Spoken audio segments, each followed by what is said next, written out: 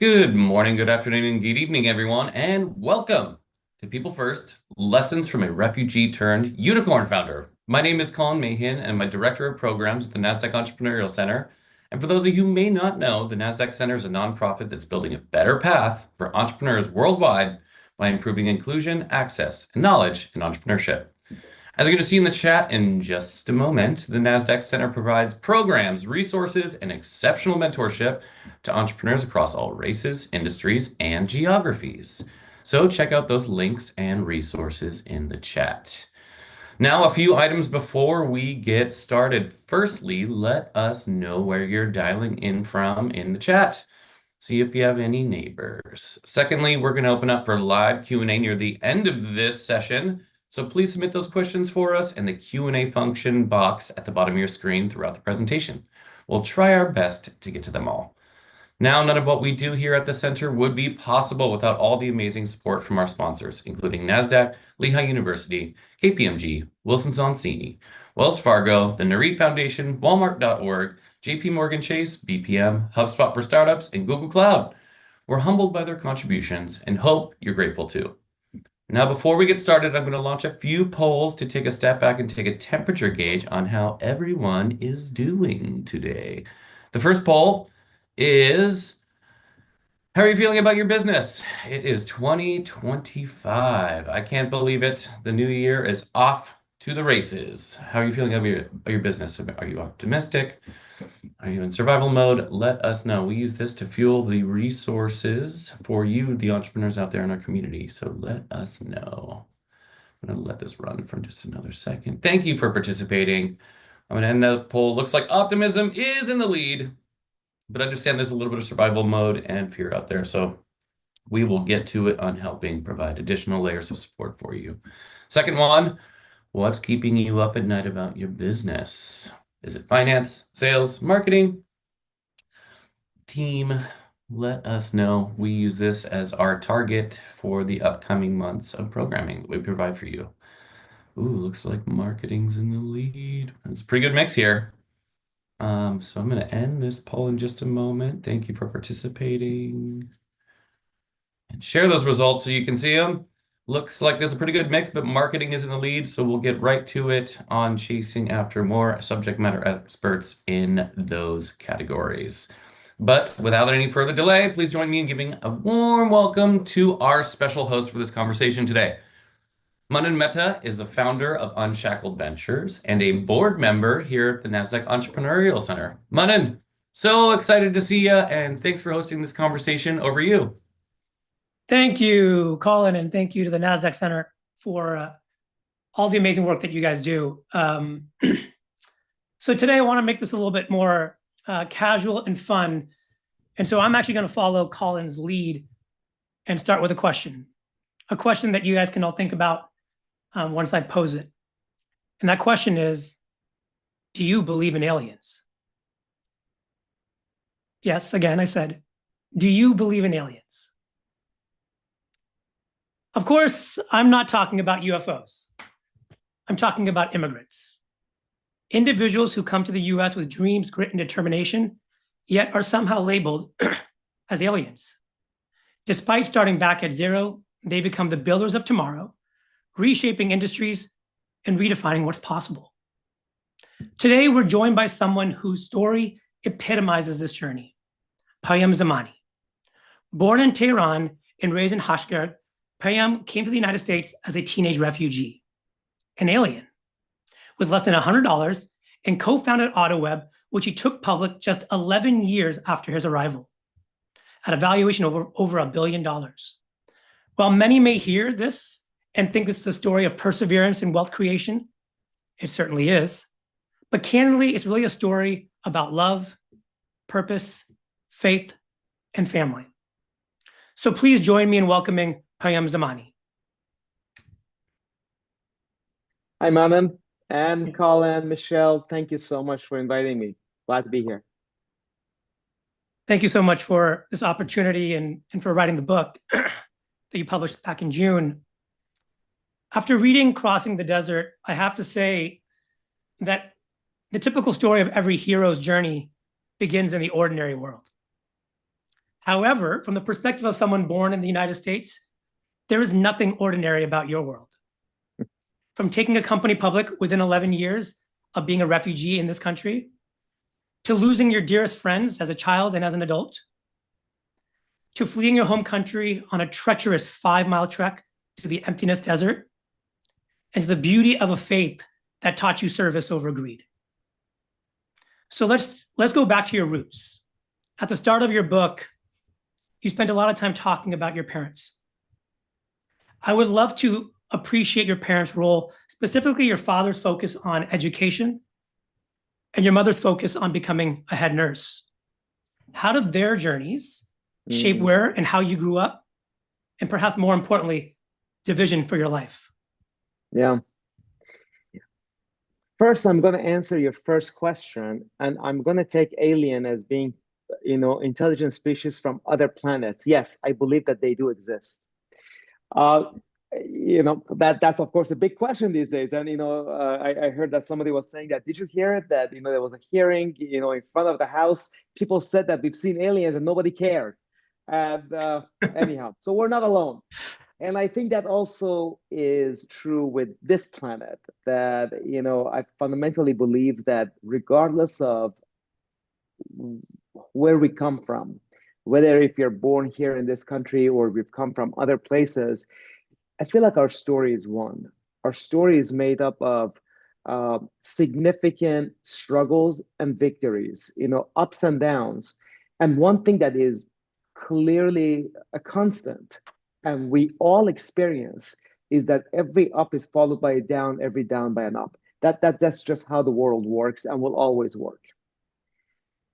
Now, you asked me about my parents. Yeah, the way that they led definitely has had a significant impact on my life. Now, of course, I had to leave my parents when I was rather young. I was 10.5 years old.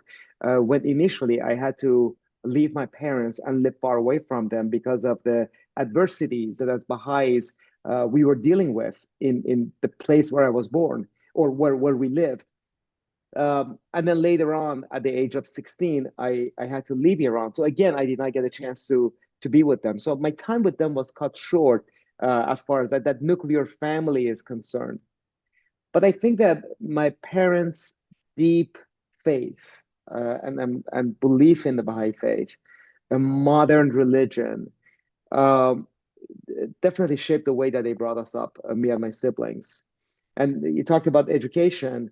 There is in the writings of the Baha'i faith, we are reminded that we should regard human as a mine full of gems of inestimable value, and only through education those gems will basically show themselves, and we can see the value of them.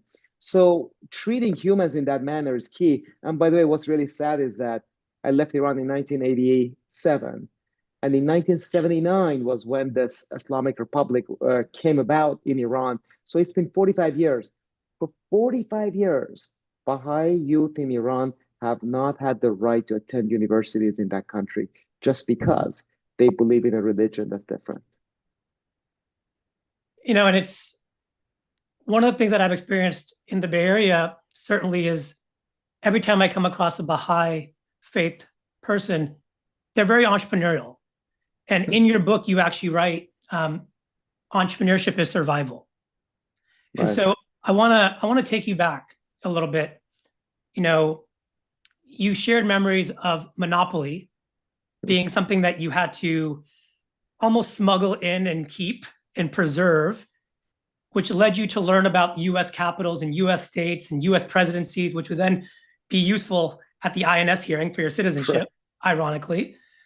But what also happened along the way was, you did things like calculating your net worth by tagging all the items in your room, right? Your family started a business replicating Scotch-Brite sponges. And, those early moments, coupled with the Baha'i faith around entrepreneurship as survival, makes me want to know, for other people out there looking back at their childhood, what were your earliest moments of entrepreneurial instincts that were revealing itself to you that you use later on? Yeah. I think there's a moment I talk about in my book that, I was probably 13, maybe 14 years old. And my dad, like many Iranian Baha'is at the time, they had no choice but struggle and find a livelihood outside of the kinds of jobs that they had in the past. My dad used to work for the Department of Health, and at the time he became a distributor of socks in a town in south central part of Iran called Shiraz. And so I remember one day he told me that, did you know in 1 year I made more money than I made working for the government for 20 years? And to me, that was like, oh my God. Like, even though he, in a sense, did his job uh, under the table because as Baha'is, we could not get the work permit that we needed, it was still possible to do financially a lot better than working for the government at the time. And he told me, and as my mom would tell me even more often than my dad, that be in charge of your own destiny, build a business. And I think that I probably had some entrepreneurial instincts in me from the beginning, but the environment I grew up in and the encouragement from my parents, without any doubt, prepared me or made me expect from myself that I'm going to be an entrepreneur. So what were some of the, now looking back at those memories, and I ask this because I believe entrepreneurship is something that's in your blood. It's just the moment of realization happens at different points in people's lives. You were very young, having to, again, to your mom's displeasure, selling your hat for a profit, right? There was some instincts in you.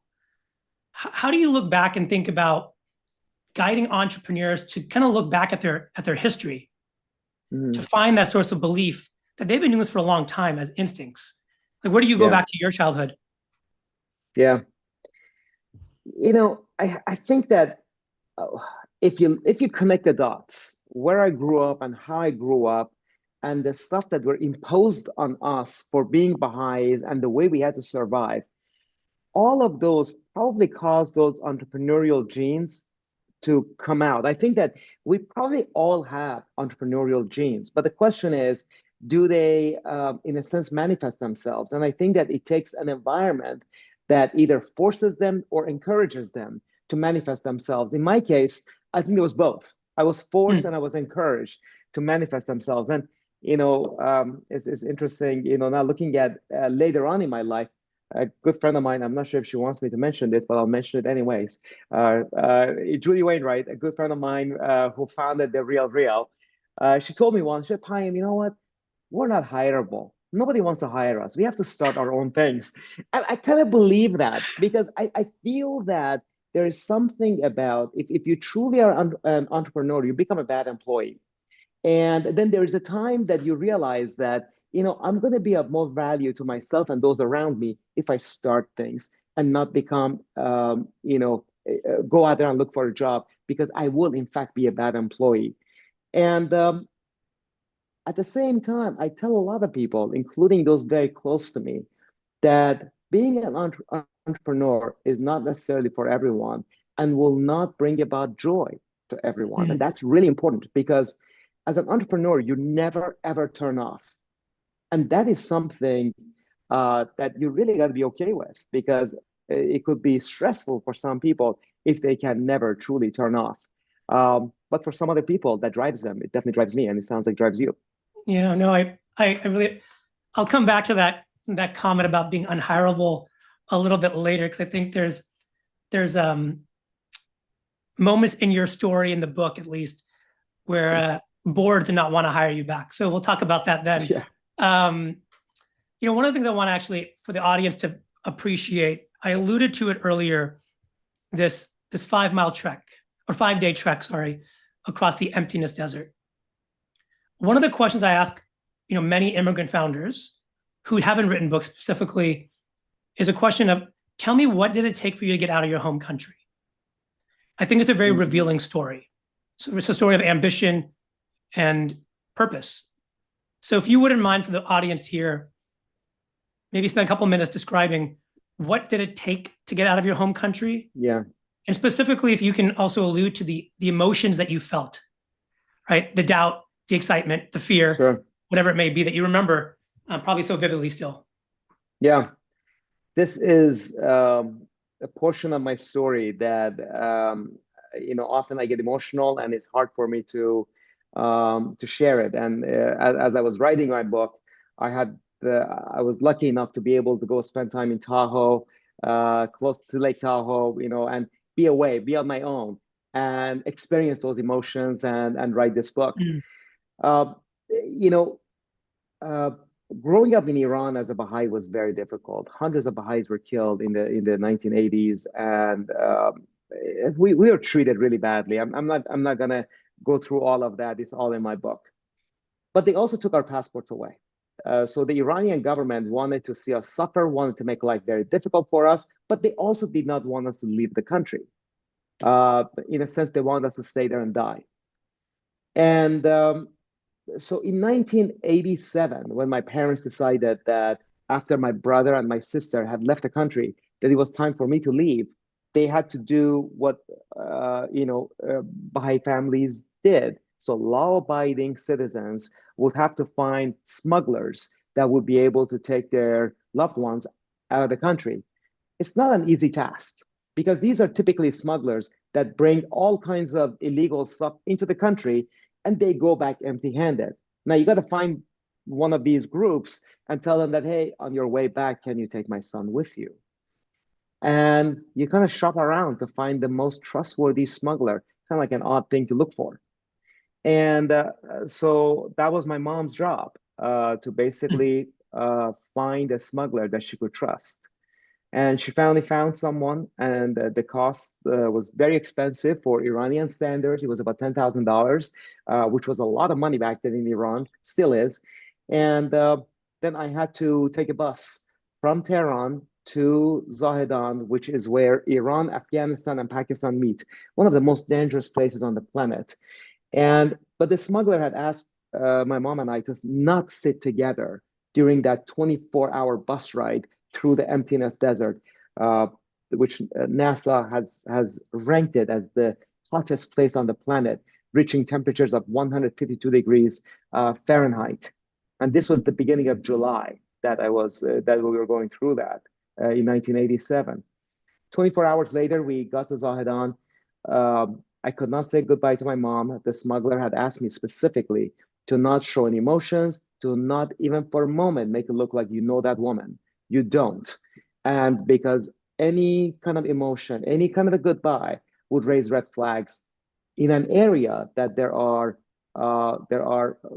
people, there are militia that they would recognize that you're there to leave Iran.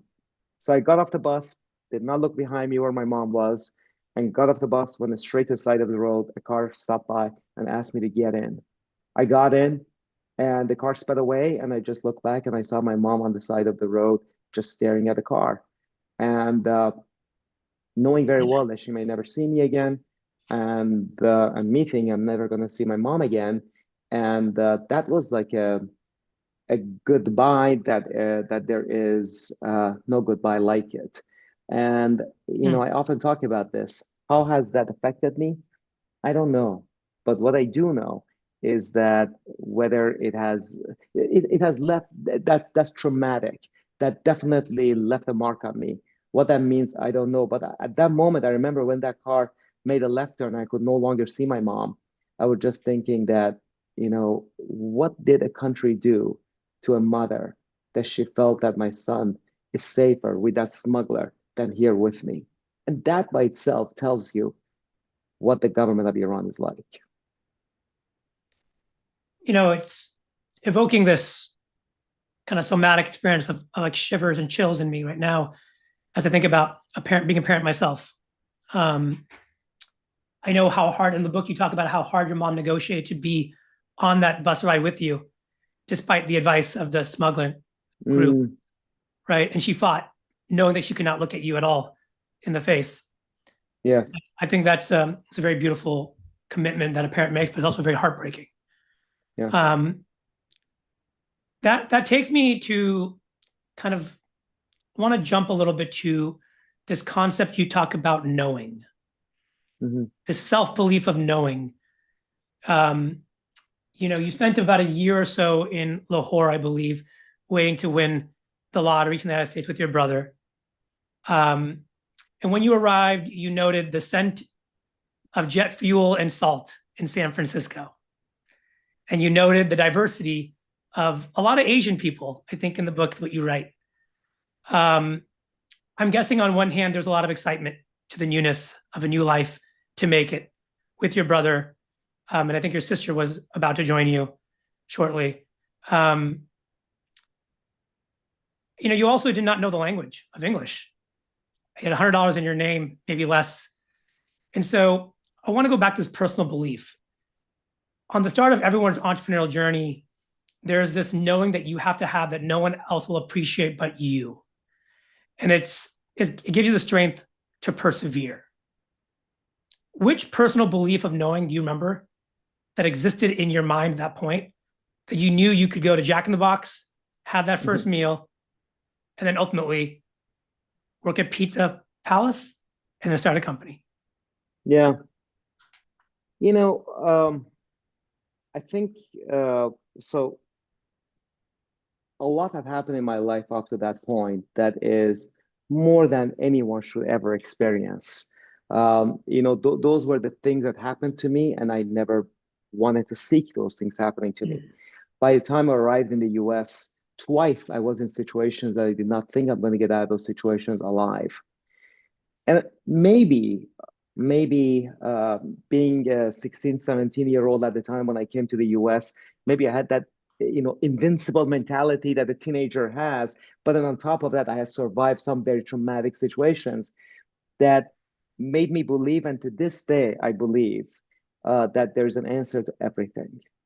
So I fundamentally believe that everything is like a puzzle. And if you remember, if you have seen the movie Apollo 13, there's a moment that the program manager brings a box of stuff that look like junk, throws them on the table, and says that with these things, you got to bring that spaceship back. They look like junk, but with those, they were able to bring that spaceship back. The point is that there is typically, almost always, there is an answer with tools available to you for any kind of a difficulty. So I fundamentally believe that. And that has led me towards fire in during many different moments in my life. And sometimes maybe wrongly, I thought that there was an answer for everything, but all in all, that has served me. So I guess when I talk about knowing, it is knowing that there's an answer for everything. The road is not ever fully blocked. There are obstacles, but it's never fully blocked. It's beautiful. I think it's inspiring for an entrepreneur, certainly who's listening in today, to kind of think about the obstacles are an opportunity to filter out those that are too lazy to find a solution. And if you're willing to find it, that's your pathway perhaps forward. And that curiosity can lead you. I love that. There's a lot of inspiration in your story, in your book, but I really do want to appreciate the moments of self-doubt where systemic barriers or cultural challenges, because Silicon Valley or venture capital or raising money is a culture that many people don't have any clue how it works. In some ways, it's like learning a brand new language if you want to play in that game. Yeah. Where were there times when you questioned whether you would succeed or not? And how did you push through? Yeah. I remember, whether it was during my days as student painters, which I talk about in the book, or it was in my early days at AutoWeb, I would listen to Tony Robbins quite a bit. I would read books by Zig Ziglar and Wayne Dyer. And, I really believed in the idea of, if you have high energy, if you have enthusiasm, you're potentially able to really bring about the best version of yourself that can really help you navigate many difficult situations. So, when I would go, like in the case of AutoWeb, I went to 150 dealerships, and here's a guy, 23 years old, My English is okay, but I have a thick accent, and I'm trying to sell them something they've never heard of, a service on the internet. This is 1994. They didn't even know what I'm talking about. And of course, they would say no. And I would keep their business card. 150 of them has said no to me in person. But I fundamentally believed in the idea that, you know what? In the case of Kentucky Fried Chicken, Colonel Sanders heard no 1,000 times. And he knew that every no is one no closer to a yes. So I had that naive way of looking at the world that I truly believed that there is a path forward, there's a way forward. And my brother did not necessarily feel that, and I don't blame him for it because he had a good job at Microsoft. I didn't. And he was like, is this really the right path that we're on? I'm like, of course, I'm one no closer to a yes. He's like, I don't know if that makes me feel any more comfortable. But I fundamentally believe that. And that power of optimism, I think, has really led me in my life. But when you talk about challenges of maybe my background being, I talk about this in my book, that I did not fit the mold. My brother and I did not fit the mold in Silicon Valley. And so when you think about a company that was successful by any measure, second to eBay, the company I built, AutoWeb.com, with my brother, was the only other profitable company in Silicon Valley at the time. And we could not raise money in Silicon Valley. And there's only one reason for that. And that reason is that we did not fit the mold. So right. Sand Hill Road, which was down the street from us, and I met with every single VC there, they all said no. We had to go to Fort Lee, New Jersey to raise money for AutoWeb, which was crazy. Here's a company a year later went public for $1 billion too. Why did that happen? Well, I did not fit the mold. That is as simple as that. The crazy thing is, I did not even think about it. I'm glad I did not, because I would have become a block in my mind. I did not even think about it until I was writing this book. Well, I think there's so much there, and that could be a whole series around the power of conviction and belief. Mm-hmm. And I think the purpose that you knew you had to achieve, and that purpose may have not been about the automotive industry, but it was more about your family and your faith, right? And that's a different motivator. So I thank you so much for sharing that. I think a lot of entrepreneurs go through those moments. There's something that happens along the way that, oftentimes every entrepreneur, every journey needs a mentor, someone to help them cross the chasm, if you will, the threshold. Mm-hmm. You actually talk about before you went to Modesto Junior College, that the biggest challenge that you had, that you recognized, was that you didn't have a mentor. Mm-hmm. And that's why you end up going to a junior college and not any of the universities, right? Story works out quite well ultimately. But it was one of the things that you actually said point blank, this was my biggest problem. How do you advise today individuals that feel that they need a mentor? And then how do you mentor people knowing what happened to you as a entrepreneur that's been successful? Yeah. I think that having a mentor is critical in life. And I wish I had a mentor. I didn't know anyone that could have been my mentor. And I also think that your mentor cannot be a family member. Your mentor needs to be somebody who's got no problem telling you you're on the wrong path. Family members, they love you too much, often to say that. But I did not have a mentor, and so I had to learn everything through trial and error. Now, it's difficult to be a mentor, though. I some people, I have this conversation and they reach out, they say that, I'm 24 years old, I'm doing this and that, can you please work with me? The fact is, unfortunately, most people who can be a mentor, they're too busy to be a mentor and to truly give your time, give their time in a meaningful way to that individual who needs the support. So I think that if you're able to find yourself a mentor, cherish that relationship, and nurture that relationship, spend time and effort to build that up, because they're not easy to come by and they're critical. I love it. I think there's so much for all of us to take. I think you have to seek and look at every no as one step closer to a yes. as well, right? Take some of Yes. the life lessons you're teaching us.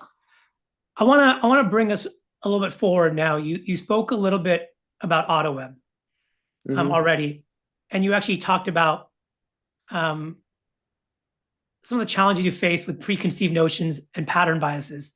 Specifically in your book, you wrote, while the internet was hot, we were not. We were still seen as two newcomer refugees with thick accents.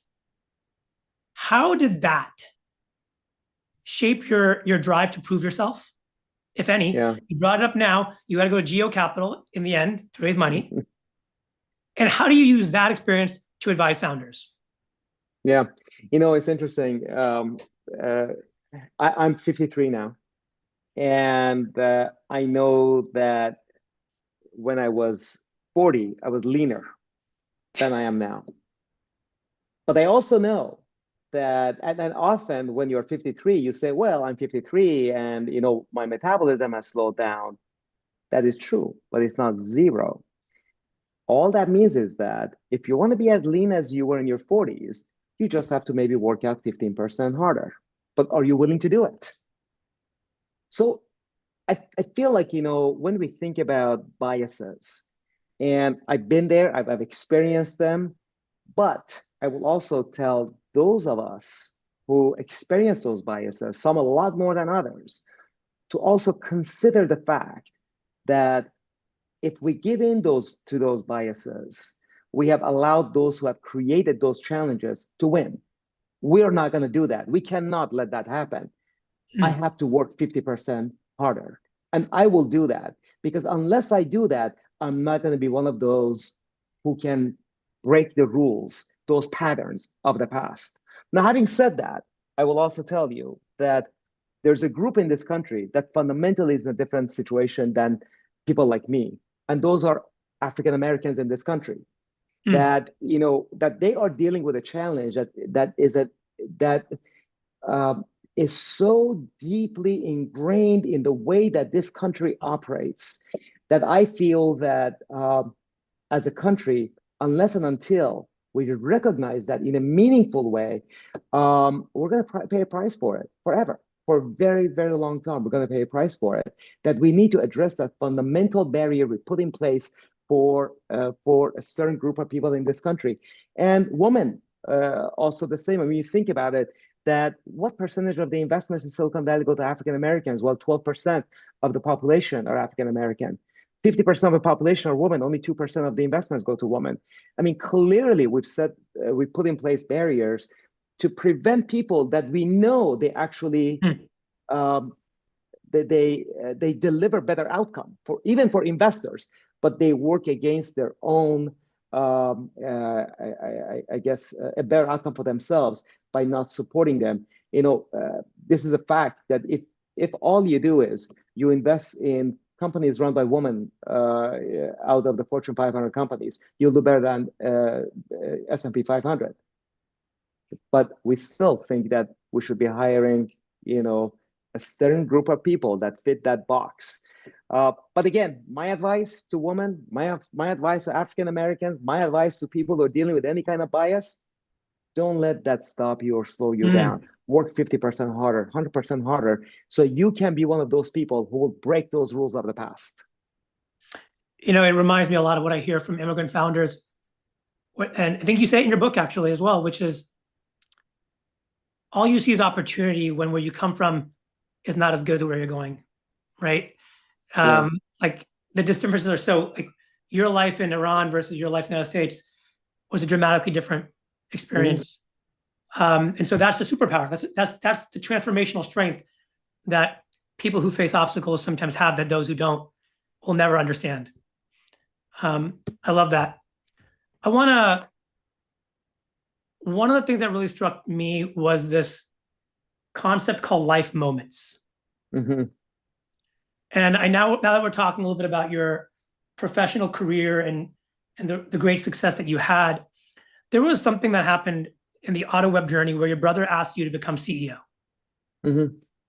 Right? Meant to be temporary, kind of played out that way.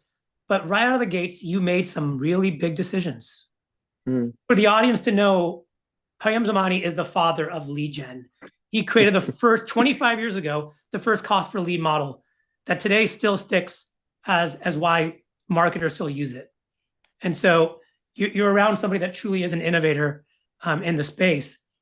But he also changed how dealers thought of exclusivity. He brokered a massive deal with Yahoo and State Farm, and then had his whole company move from around the country to Silicon Valley, all in a very short amount of time when he became CEO. If you were to pick one of these moments, what were the attributes or the characteristics that helped you realize that you were embarking on a life moment, right? If I'm talking to an entrepreneur and they're going through an experience, what should they look for that makes something a very strong decision that if you don't act, there's a risk, and if you act, there's a risk, but if you act, you learn? How do you recognize you're in that situation? I mean, often you don't know you're in a life moment. Often you don't know that can be a life moment. I mean, I think about my own life, that how many life moments could I have had that I missed them? But often you don't know that you are in that place that may not repeat itself. It's a special moment. Typically, what allows you to make that life moment stick is decisiveness. And I think often what happens is that most of us are designed to seek more information. That if I have more information, my decision will be so much more perfect. The fact is, there is more value in being decisive than making more perfect decisions. If you're a decisive person, even a bad decision over time is made right. But if you are not decisive, you're stuck in paralysis, you don't even have the opportunity to see what the outcome could have been. So I often remind the people I work with that being cautious to a degree is okay, but not if being cautious means that you are going, you want to slow down the process of decision making to a point that the opportunity is missed. There's something about intuition that's coming up for me right now. What are your thoughts on founder intuition, leader intuition, a mother's intuition? We hear often, like, because decisiveness also comes from a full sense of alignment with knowing that this is going to work out now or in the future some way. What do you make of intuition, and how do you cultivate your intuition as a leader? Yeah, I mean, I don't know. I don't know if intuition. We all have intuition, but I think that you need to hone the power of that. And the way that I typically, I'm a religious person, and I do believe that that faith has played a big role in where I am in my life. So any big decision I'm going to make, I pray about it, and I pray about it, and meditate, and then the first answer comes to my mind. I move forward with it. Yes, no, whatever it is, I move forward with it, and I move forward with it. I don't look back, and then I will do everything in my power to make that work. And but that's how I have approached things, and I think to some extent that is a power of intuition. But in a sense, you combine your power of intuition with your spiritual, I guess, existence and presence into one alignment. And I think that has helped me. What's the worst thing that happened that ended up becoming the best thing that happened when you did that? That's interesting. What's the worst thing? That ultimately became the best thing that probably served you the best. I'll give you an example of one thing that was it looked like a bad decision for a while. In 2014, and by the way, I'm a numbers guy, and I remember numbers very well. So on July 16th, 2014, I left the company I had founded, BuyerLink, and actually it was called Reply.com at the time. I had told my board members that I'm kind of done. I was the largest shareholder. I was the chairman, founder, CEO of the company, but I decided that I had done this for a long time. And frankly, I wanted to realign the idea of building a business with spirituality. I thought the two had to be combined. And so I left the company, and I told the board that, one of the executives could potentially be the CEO. And the board agreed. They made him the CEO, and I left. And it turned out to be a bad decision. The company went down the wrong path, and the company basically it went to the verge of bankruptcy within 6 months. Until the board asked me, "Would you come back and help us save the business?" But at that moment in time, I felt like my decision caused me to basically what I had worked for many years to just completely go away. I went back to just because I love the employees and the company to help it survive and find a home for it. And when I went there, I decided that, you know what, I could be the best buyer of this business. I bought the business, and that has become Payam 2.0. That is One Planet that turned into One Planet Group and the platform of what I have built. But I think the decision to leave was the right decision for me at that moment in time. I'm glad I made that decision. And I think it's just by luck that the events that happened in the 6 months that followed happened in the way that they did that caused me to want to go back and buy the company. If I said you want to leave, that just happened to be my path. That happened to be the right path at that moment. If that had not happened, I'm sure a different door would have opened.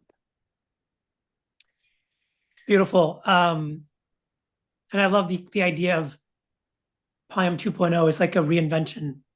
It's an evolutionary process, right? Right. I actually want to bring us to something that you talked about earlier as well. Two questions, actually. So I'll go one by one. I would love your take on spiritual capitalism, spiritual enterprises. Why does it matter? And what about your experiences with VCs, Wall Street, and the design of it bring you to this point? And is this a pathway for entrepreneurs today? I mean, look, I feel that the world needs a spiritual transformation. I think that the path that we're on is going to make that clear. Somebody commented here about the new president coming on board, and I can see that a lot of people are concerned about that. And I believe that the challenge is that whatever side of the spectrum you are, whether Democrat or Republican, whatever your background may be, the chances are we're going to have a hard time as a people, whether it's Americans or people of the globe, to reach a better place, a peaceful place, a place that's truly good for humanity, for the earth, unless and until we're spiritually aligned with our existence. And so not that long ago, maybe 4 years ago, the CEO of a Fortune 500 company spoke in front of Congress. And they were questioning him about something that he had done that wasn't ethical. He said, look, unethical is not illegal. Make it illegal so I will not do it. The issue is that laws will never force me to not be racist. Laws will never make me to really become a different human being. They may put in a sense, a price on me not abiding by those laws, but they're not going to make me a better human being. That comes from my heart. And I believe that in order for me to be able to transform my own heart, that requires a fundamental belief that I'm a spiritual being having a physical presence for a short period of time. And when I believe that, then I will no longer look at you as simply a token of economic value. I look at you as a spiritual being that deserves my respect, my attention, my love. And it doesn't matter if you're my competitor. It doesn't matter, if you are my so-called enemy, whatever. It doesn't matter. If you're a spiritual being, I'm going to look at you fundamentally differently than I would otherwise. That concept of other kind of goes away. It is that I fundamentally believe that it is we together, and collective success is only going to be possible through collective unity. So I do believe that the concept of combining spiritual beliefs, timeless spiritual beliefs with business are fundamental in making business to become a source for goodness in the world. we have all been raised with our parents with values, our spiritual in nature. But then when we were sent to work, we were told business is just business. Mm. That is the biggest lie we're ever told. Right. Business is not just business. Business touches all kinds of people who are spiritual beings, that the way I treat you has spiritual consequences. Unless I believe that, yeah, business is just business because you are as material as this desk is.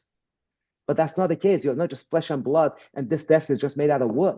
No, there is something fundamentally greater here that we need to appreciate. And that appreciation will make us want to rise up to just doing things fundamentally differently. I really hope you take that message to the masses. I think it's a really powerful one, noting that a lot of people told you in your career that you cannot be a do good, do well. You got to pick profit or for profit. What about right now makes it possible to do good versus do greed? Yeah. Right? Like, why is now the moment for you? Like, what is it about today, 2025, where Payam sits and those around you? You know, I got to bring myself to account every single day. We have all been raised with a version of capitalism that we were taught in the 80s, Milton Friedman version of capitalism, Gordon Gekko version of capitalism, that greed is good. And so we have to bring ourselves to account.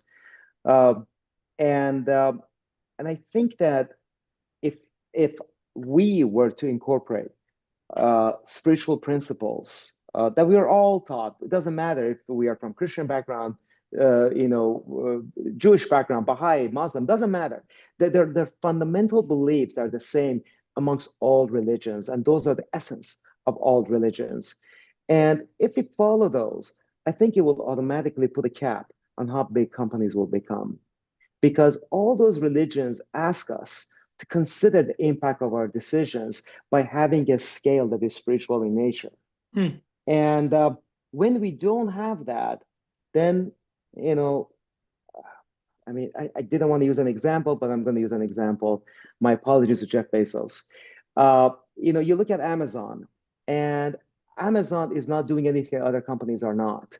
But imagine if you're Amazon, given your size and your might, your money, you're able to kill the last remaining Main Street businesses.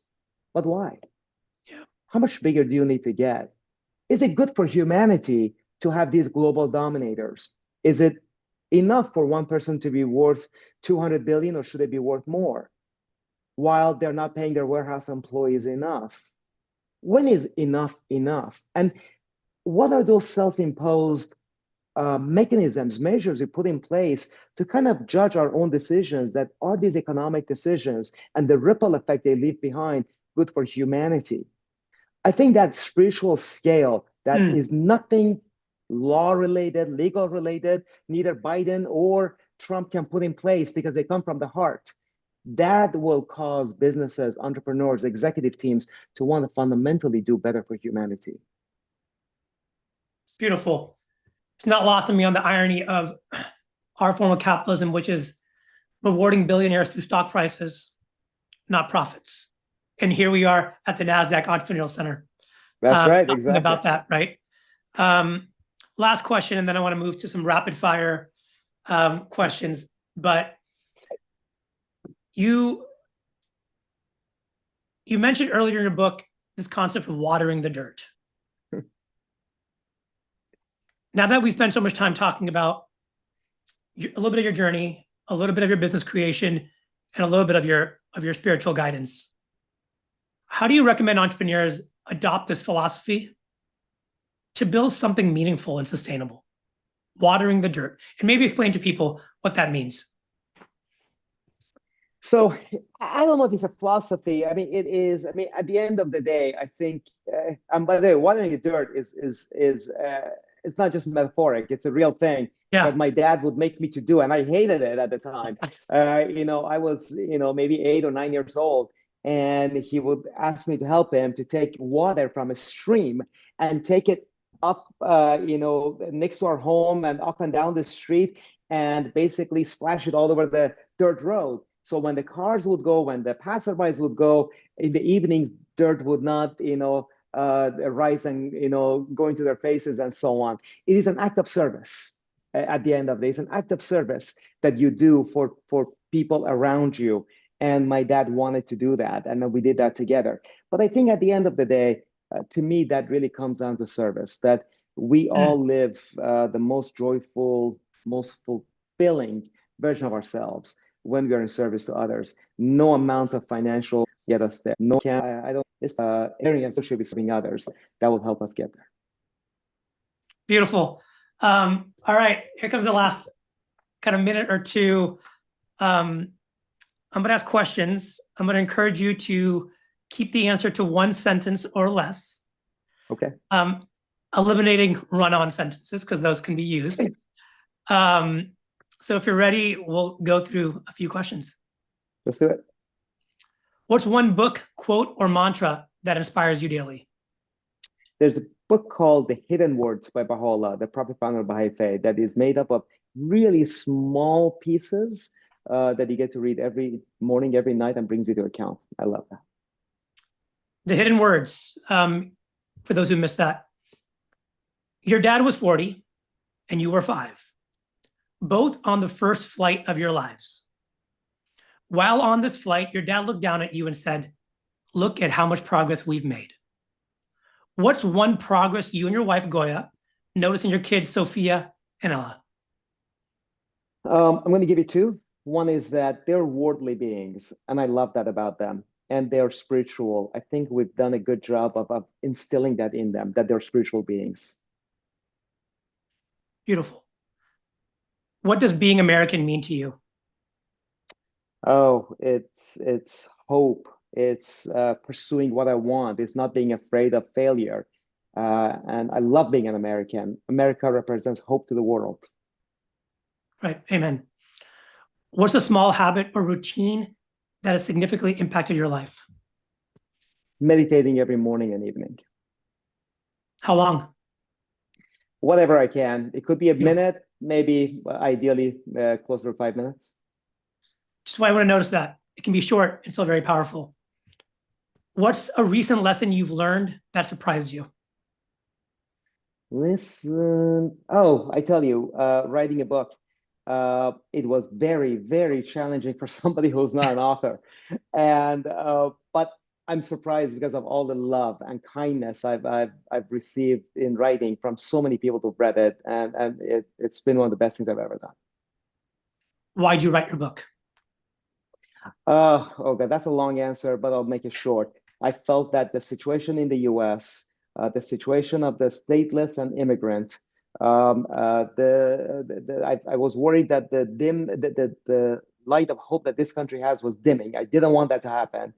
I felt that the state of Baha'is in Iran and the woman in Iran and the youth in Iran, the combination of all of those, and on top of that, entrepreneurs not feeling fulfilled. I wanted to write a book based on my life story that would touch on all of those different pieces. You're off the hot seat. Thank you so much, Payam. I really appreciate you sharing your story and showing us that the belief in aliens isn't just about curiosity, it's about hope, determination, and the limitless potential of the human spirit. To all the listeners, thank you for tuning in. We really appreciate it. If these stories inspire you, I mean this sincerely, after reading it, please read the book. It's called Crossing the Desert, The Power of Embracing Life's Difficult Journeys. Or you can also go to crossingthedesertbook.com. I want to say thank you to the Nasdaq Center for allowing me to be the host today. As someone that spent the last 10 years learning about immigrants and the power of the adversity muscle, this is why Unshackled invests in immigrants before anyone else will. And Payam, as you offer all your readers at the end of every chapter, I invite you all who are listening to reflect on your own journey. What was the desert you're crossing? And how will you turn that into the greatest triumph? And finally, I'll close with the question once again. Do you believe in aliens? I do. Thank you. Thank you so much. Really appreciate it. Over to you, Colin. Manan, thank you so much. What a great conversation. Payam, thank you for sharing your journey and so many of these awesome golden nuggets. As mentioned, check out the book at crossingthechasmbook.com. But Manan, again, thank you so much for hosting this conversation, Payam. What a true pleasure it's been to host you. And for everyone out there in entrepreneurial land, thank you for joining us. We've got a bunch of great programs coming up, so check those out on our online and on our website. And again, thank you all for joining us, and we hope to see you all online soon. Manan, Payam, Thank you. thank you so much again. Thank you Bye-bye. so much. Appreciate you guys. Cheers.